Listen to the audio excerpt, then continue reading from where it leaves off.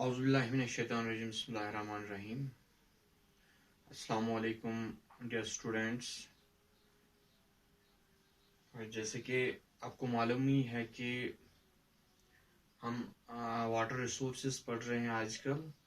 तो उसमें से बहुत सारे टॉपिक्स हमने कवर किए। अभी बहुत सारे टॉपिक्स हमें और कवर करने हैं। तो आज का जहाँ तक ताल्लुक है, आज का जो टॉपिक है वाटर रिसोर्सेज में सबसे अहम और इम्पोर्टेंट टॉपिक है, दैट्स रेन वाटर हार्वेस्टिंग। तो ये एक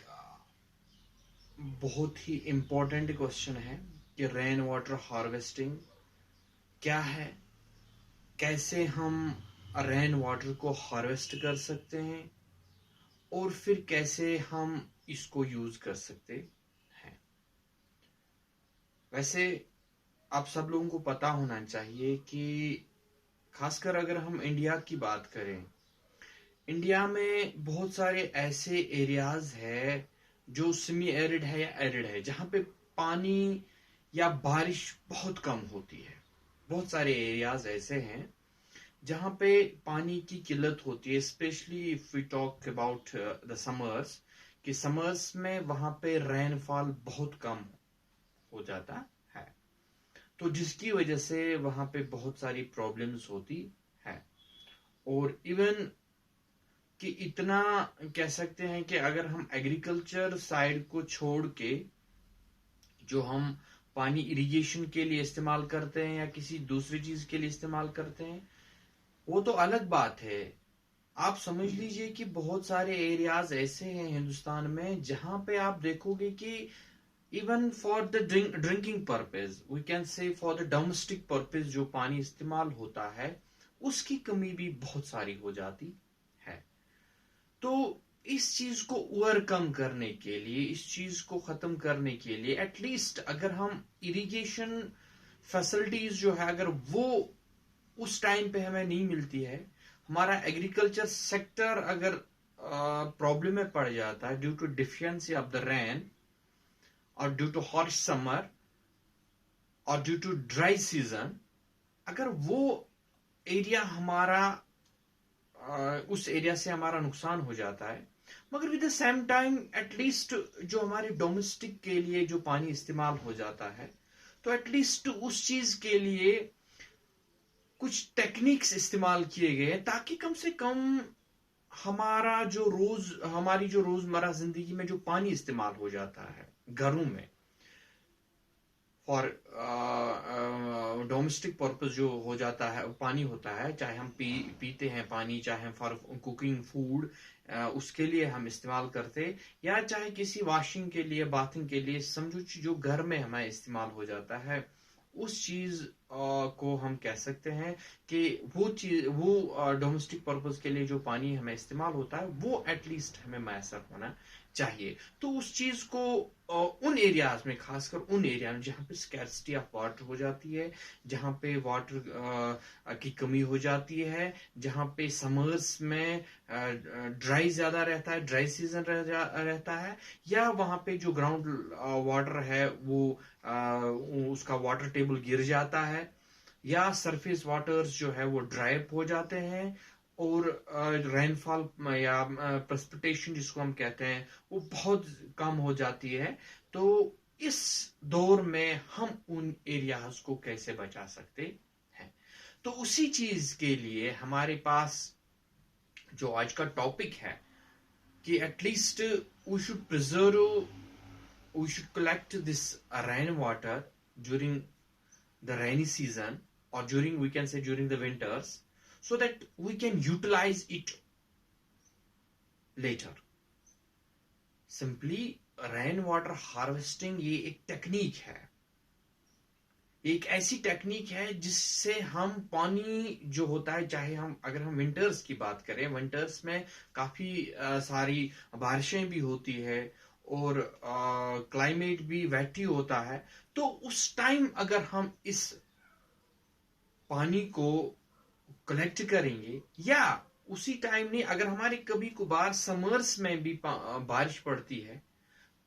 तो उस टाइम उस पानी को कलेक्ट करना, उसको जमा करके रखना और उसे फिर इस्तेमाल करना, ये एक टेक्निक है। और यही टेक्निक अगर हम इस्तेमाल करेंगे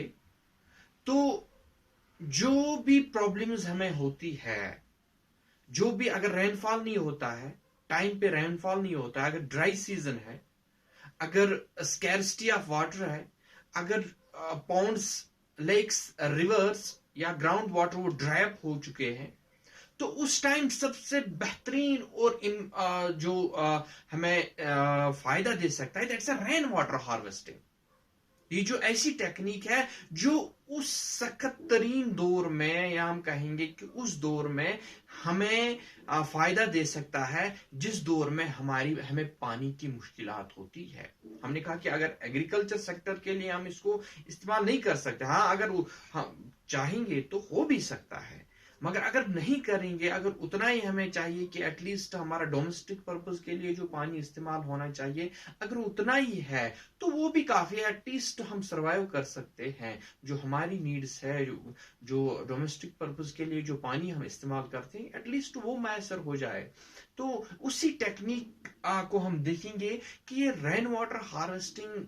सिस्टम या टेक्निक क्या है और इसको कैसे हम मतलब इस्तेमाल कर सकते, इस टेक्निक को कैसे हम इस्तेमाल करेंगे और फिर